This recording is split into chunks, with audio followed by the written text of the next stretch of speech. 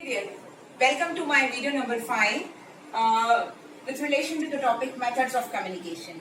Now in my last video I completed the information related to body language, that is kinesics. Now let us move further to non-verbal form of communication, that is now we have to concentrate on visual communication. Now as the word says, visual communication, definitely our eyes play a very important role in this form of communication. I would rather say that people who are differently abled or visually challenged, they won't be able to have this kind of privilege to have the communication with the help of visual communication. So the first thing which comes here under visual communication is colors. Colors play a very important role in visual communication. Now, if I would like to give you example, I will start with very small and simple example, like when we are walking on the road, all of a sudden we see red signal. What do? Our perception and senses, it immediately gives us the command to stop. Again, when we see green signal, we resume our walking. So colors play important role in our life, right? Again, when we are talking about different colors of the different flowers, so red stands for love, pink stands for lightness, so on and so forth. Immediately when we are talking about colors, we also talk about the selection of colors with respect to an individual. For example, people who are very anxious, very excited, very enthusiastic, they prefer dark colors in comparison to those who are very, very light, very patient, very cool and calm. They prefer to have very light and dull colors and earthy colors. So colors play a very important role in one's life. Immediately when we are talking about our official communication also, some files are red in color, some files are green in color, circulars will be in yellow colored file, notices will be in red colored file, so on and so forth. Colors play a very important role everywhere in everyone's life, right? Then the next type of visual communication is when we are talking about signs. Now I will give you simple example related to mathematics. We never write this word plus, we never write this word minus, but instead we just try to put it in the form of signs, right? So signs are very important, and these are again the type of visual communication. Signs play a very important role in our communication. Next is when we are talking about symbols. Now symbol is something when we are trying to move in certain hospitals, we find certain arrows, something like that, which show indications of the directions. These are the symbols. Instead of writing move towards left, move towards right, which becomes very difficult.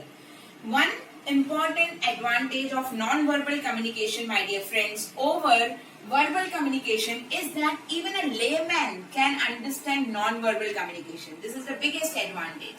So when we find certain arrows and all, we do understand it. Now we have to move left, now we have to move right. Many a times you will find that there is a symbol of school ahead, which we can just interpret with the help of that symbol, and we try to understand this is now hospital area, this is now canteen area, this is library area, this is the area where mobile phones are prohibited, this is the area where cigarette smoking is prohibited. All that is conveyed via nothing but symbols. So symbol is very important form of visual communication, right? Then the next type of visual communication is when we are talking about maps, charts, pictures, brochures, pamphlets, cartoons, etc. Now, if I try to compare results of communication skills of 4 branches, civil, electrical, electronics and mechanical, and if I start doing it in this way, and if I start writing it in a paragraph form, and then I say civil students scored 80% results, mechanical students scored 95, electronics scored 65, and then electronics scored this much. Now instead of giving this whole information in the form of very big paragraph, if I just do it via a kind of graph, which one is better? Obviously you all will respond back and you will say that this is the better form. This becomes very simpler, very easier for every one of us to understand. This is nothing but visual form of communication.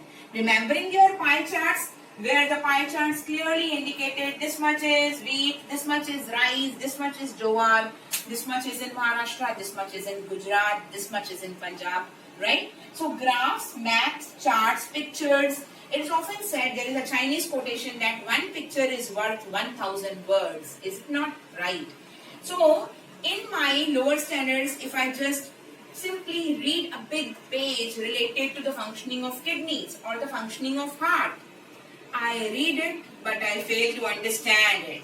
But when I see the diagram and I try to understand, okay, this is pulmonary artery, this is pulmonary vein, okay, this is deoxygenated blood, I will understand it in a better way, right? So our pictures, brochures, pamphlets, cartoons convey a lot of communication via visual communication.